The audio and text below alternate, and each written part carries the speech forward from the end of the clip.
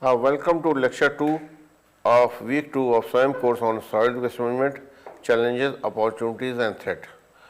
Now I am taking the second lecture on guidelines and rules associated with solid waste management. The content of this lecture 2 related to guidelines are as followed. First is legislative framework. Article 51 AG, which is a fundamental duty of the Constitution of India, states that it should be a duty of every citizen of India to protect and improve the natural environment, including in forests, lakes, rivers and wildlife, and have to compassion for living creatures. Article 48A of Constitution directed the state to protect and improve the environment to safeguard forest and wildlife. With Article 51 AG and 48A, it is already included in our Constitution for the fundamental duties as well as the directive for the protection of environment such as waste management or environmental pollution, air pollution, whatever are already included in our Constitution. But due to some another needs, the specific rules and regulations are formulated with time. Waste along with climate change, pollution and loss of biodiversity is one of the critical environmental challenges facing India. The judicial intervention are played a significant role in creation of rules, regulation and effective implementation of waste management in India. Various legislative measures are discussed thereafter. Schedule under MSW rules 2000 detailed expansion. Earlier I have briefly discussed this rule, now I am going in detail. Schedule 1 is implementation schedule. This schedule provides a time-bound action plan for municipal authorities to comply waste management framework. It specifies deadline for waste collection, processing and disposal infrastructural development. The key requirement of this rule is establishing a waste management plan.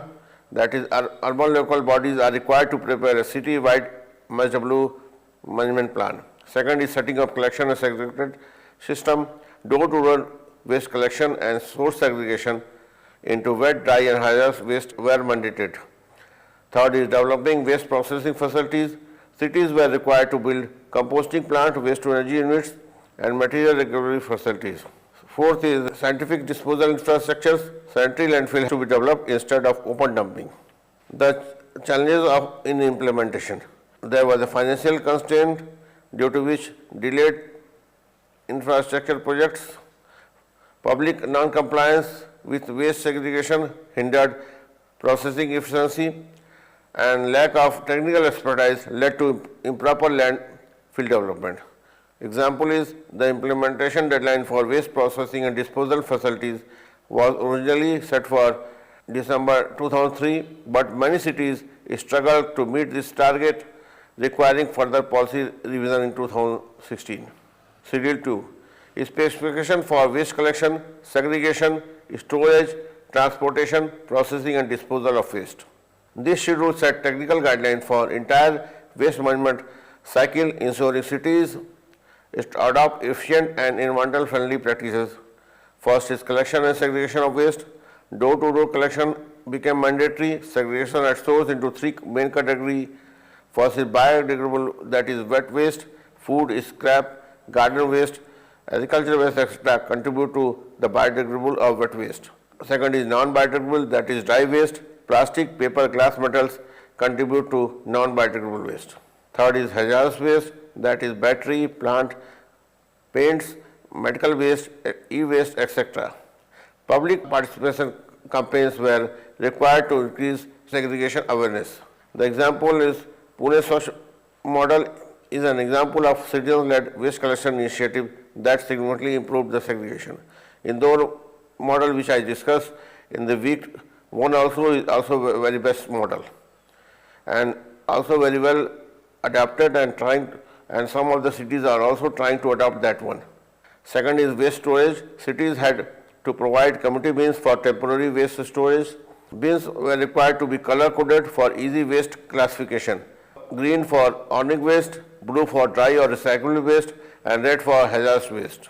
The storage area needs to be leak-proof and rodent or insect-free. Example, Indore bins-free model limited open storage sites and relied entirely on door-to-door waste collection. Third aspect is transportation of waste. Waste must be transported in covered vehicle to prevent spillage and air pollution. Also, exposure of waste to general public while transportation should also be avoided. Dedicated compartments were needed for different waste streams. Cities are encouraged to improve GPS or global position system tracking for vehicle for efficiency monitoring. Example is Ahmedabad GPS enabled waste tracking, optimize waste collection route, reducing fuel cost and pollution. Fourth is processing of waste, composting and biogas production. Biodegradable waste has to be composted or used for biogas production instead of open dumping or dumping. Recycling facilities. Cities were required to set up material recycling or material recovery facilities for plastic, metals and paper. Waste to energy plants. High calorific value waste has to be used in waste to energy plants. Example is Delhi's Okhla waste to energy plants convert 2000 ton of waste daily into 16 megawatt of electricity. Fifth is disposal of waste. 70 landfills are required for non-recyclable waste from the segregation or as an end product. Open dumping was banned due to environmental hazards. Example, Mumbai's Kanjur Marg landfill is a model facility using integrated waste processing. As far as the Schedule 3, which is specification for landfilling. Landfilling is a final disposal method for non-recyclable and non-biodegradable waste. This waste or this schedule defines scientific landfill site selection, design, operation and closure. First is site selection. Landfill must be located away from residential area, water body and flood zone. Even the groundwater level should also be considered while designing the landfill. The site should have adequate land for long-term operation. Example is Delhi's Bhawan landfill was chosen based on scientific criteria to prevent groundwater contamination. Second is facilities for landfill sites. Wave bridges for recording waste input in the landfill should be there. Proper fencing to prevent unauthorized access should also be there. Third is pollution prevention method. Leachate treatment plant to prevent groundwater contamination from the leachate should also be there, and there should also be methane gas recovery for energy generation. Example is Kolkata's Dafa landfill has implemented methane gas extraction for energy production. The fourth schedule, which is waste processing and treatment standards. This schedule defines acceptable waste processing methods and emission standards. First is composting guideline. Only segregated organic waste should be used. Compost quality must meet fertilizer control order for standards. Example is Bengaluru Casa Rasa composting plant process organic waste into high quality manure or compost. Second is waste to energy guidelines. Incineration plant must follow strict air control norms. High calorific waste should be used for energy recovery. Example is Delhi Gazipur's waste to energy plant converts waste into electricity but faces public opposition due to emission concerns. Third is leachate treatment standard. Leachate from processing site must be treated before its disposal. This slide shows the important policy landmarks and initiatives by the Government of India on solid waste management. In 1989, the hazard waste rules were implemented. In 1998, biomedical waste, medical and hospital rules, Supreme Court appointed Burman Committee. In 2006, strategy and action plan, that is use of compost in cities, was implemented. In 2011, plastic waste management and handling rules, e-waste management and handling rules, draft biomedical waste management and handling rules was incorporated. In 2014, Swachh Bharat Mission, especially in October 2014, was implemented. And thereafter, many rules such as Waste Management Rule 2016, comprising of solid waste management rules, plastic waste management rules, biomedical waste management rules, e-waste management, and thereon was incorporated in 2016. This table shows the strategies of municipal solid waste management plan implemented, that is objective and target audience is shown. Like municipal solid waste management issue generation, the target audience are all waste generated in the city, including informal settlement and floating population, and the objective was to reduce the amount of waste generated and promote reuse and recycling. The issue was burning of waste. The urban local bodies, staff, community, floating population were the target audience, and the municipal solid waste management plant prevent burning of waste as a disposal option, dissociate and prevent open burning of waste for heating in cities with harsh winters. The issue of door-to-door collection, and the target audience was the waste generators serviced by door-to-door collection, that is households, commercial establishment, market institution, etc., urban local bodies and staff, NGOs, etc. responsible for door-to-door collection, and the objective was to provide information on level of segregation required, provide information on waste collection schedule for different waste fraction wherever it is applicable, and it provides information on timing of collection. As far as the issue with secondary collection, the target was agencies involved in the transportation of waste, sanitary inspection of other municipal solid waste department staff, and the objective obtained was ensure segregated transportation of waste as per MSWM plan. And also the rules ensures the adoption of best practices, efficient transportation of waste to avoid illegal dumping and malpractices. Likewise, if you talk about the waste disposal issues, the target audience was the community, municipal solid waste management department staff, agencies, NGOs, and formal and informal recyclers involved in solid waste disposal. The rule ensures segregated transportation of waste as per municipal solid waste management plan, ensured adoption of best practices, efficient transportation of waste to avoid illegal dumping and malpractices. Whereas waste treatment or processing issues is concerned, the target audience were community, municipal solid waste management department staff, agencies, NGOs, and formal and informal recyclers involved in solid waste processing of treatment. Whereas the objective achieved was dissemination of the following, that is information on need for segregation for improved efficiency of waste treatment and processing, information on plant treatment and processing facility, information on environmental safeguard in municipal solid waste management treatment and processing, information on monitoring requirement, periodic information on analysis of monitoring data. There was a Basel Convention, the Convention on Transboundary Movement of Hazardous Waste and their Disposal. It controls the hazardous waste that are explosive, flammable, poisonous, infectious, corrosive, toxic or non-toxic. The Basel Convention restrictions on incidents occurring because of illegal trafficking of those wastes. There was also a BAMCO Convention, the Convention on the into Africa and the control of transboundary movement and management of hazardous waste within Africa. It covers processing, imports, exports, and transition of hazardous waste. Thereafter, there was the London Convention, the Convention on Prevention of Dumping of Waste and Other Matter. In 1972, an international treaty that limits the discharge of waste generated on land and disposed of the sea. Incorporates both precautionary and polluters pay principle intended to protect the marine environment from all sources of pollution. Thereafter, there was Rotterdam Convention, which promotes shared information and responsibility in the international trade of certain hazardous chemicals. In 2013, there was a Minamata Convention. The Minamata Convention is a global treaty aimed at protecting human health and the environment from human-caused emission and release of mercury and its compound. It covers the entire mercury life cycle, from supply and trade to its use in products, industrial process, mining, emission, waste and contaminated sites. India ratified the convention in June 2018.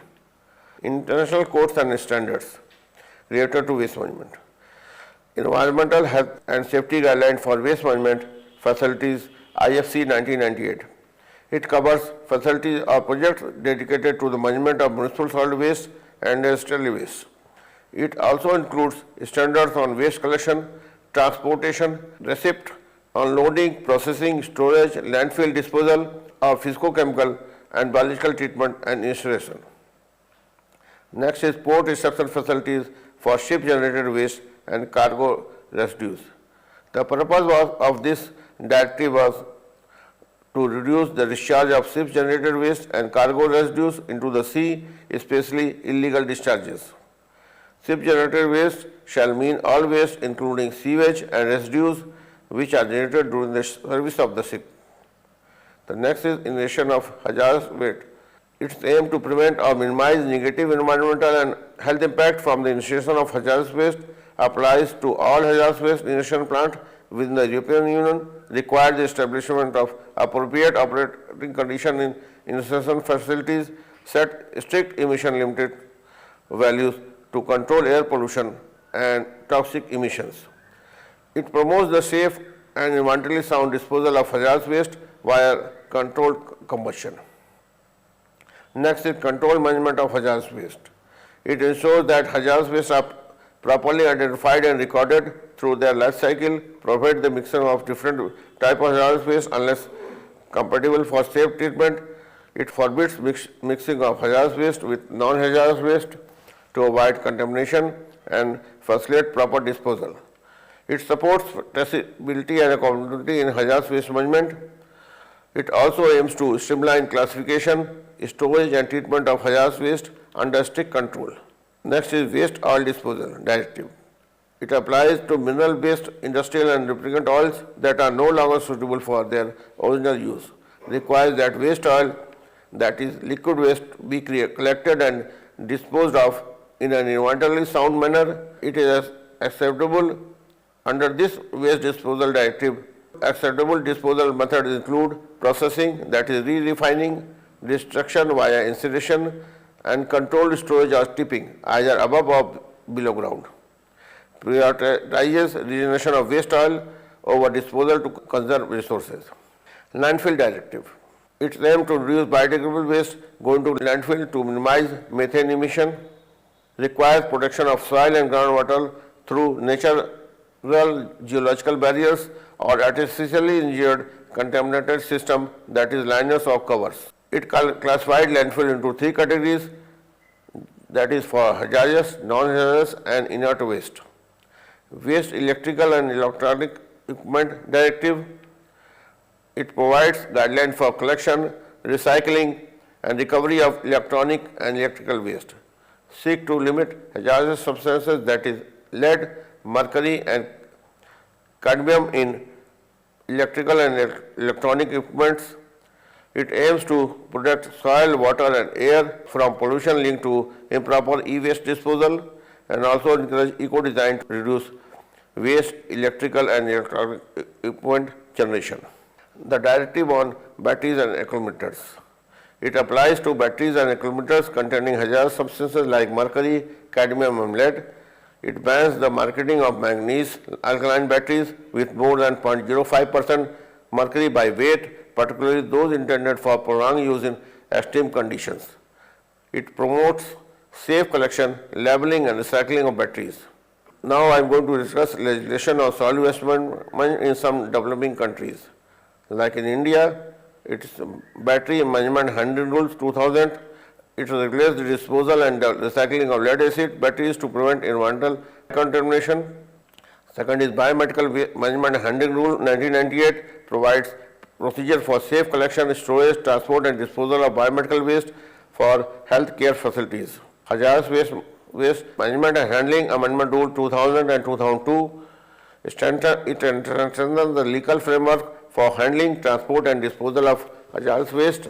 Municipal Solid Waste Management and Handling Rule 2000 establishes guidelines for urban local bodies on managing solid waste in municipal area as well as the urban or town and environmentally sound manner. In Indonesia, Environmental Management Act of 1997 establishes a comprehensive framework for environmental protection and sustainable use of resources including waste management. The Special Fund Act of 2004 promotes waste recovery and recycling by providing financial incentive and establishing recovery facilities. Now I am going to talk about the new Solid Waste Management Rules 2016.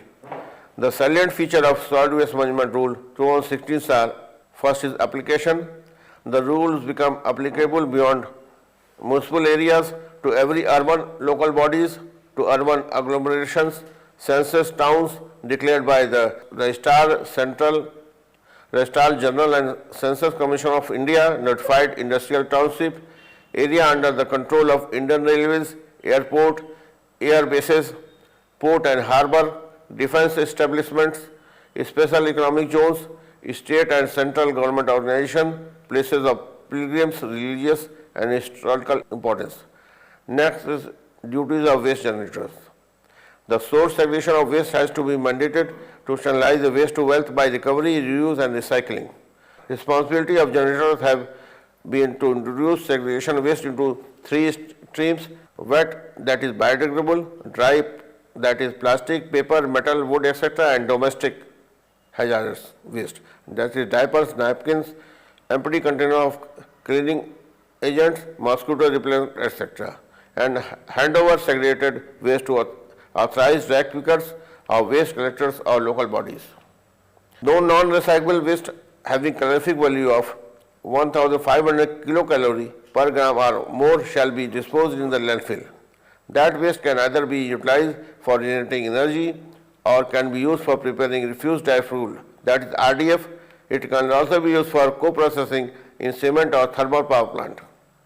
As per the new rule, the landfill site should be 100 meters away from a river, 200 meters from a pond, 500 meters away from highways, habitations, public park and water supply wells, and 20 kilometers from airport or air bases.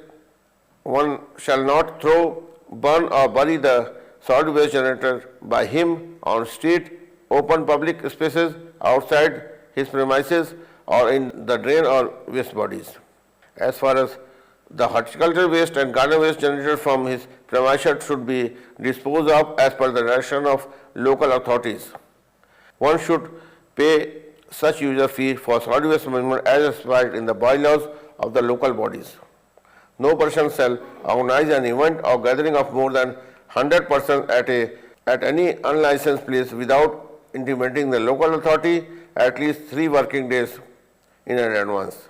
Such person or the organizers of such event shall ensure segregation of waste at source and handling over of segregated waste to waste collector or agencies as specified by the local authority. The biodegradable waste shall be processed, treated and disposed of through composting or biomethanation within the premises as far as possible. Next is duties of Ministry of Urban Development, that is MOUD. The MOUD shall formulate national policy and strategy on solid waste management, including policy on waste to energy, promote research and development, undertake training and capacity building of local bodies, provide technical guidelines, and project finance and review periodically the measures taken by the state. Next is duties of Department of Fertilizer, Ministry of Chemical and Fertilizer. The developers of Special Economic Zone, that is SAGE, industries, estates and industrial park to earmark at least 5% of the total area of the plot or minimum of 5 plot or shed for recovery and recycling facility. All manufacturers of disposable products such as tin, glass, plastic packaging, etc. or brand owners who introduce such products in the market shall provide necessary financial assistance to local authorities for establishment of waste management system. Manufacturers of brand owners or marketing companies of sanitary napkins and diapers should explore the possibility of using all recyclable materials in their products, or they shall provide wrappers for disposal of each napkin or diapers along with the packet of their sanitary products. So these are the references which was covered in this lecture 2 of week 2. So now in the next lecture I will be covering the smart city as well as the Swachh Bharat mission initiative. Thank you.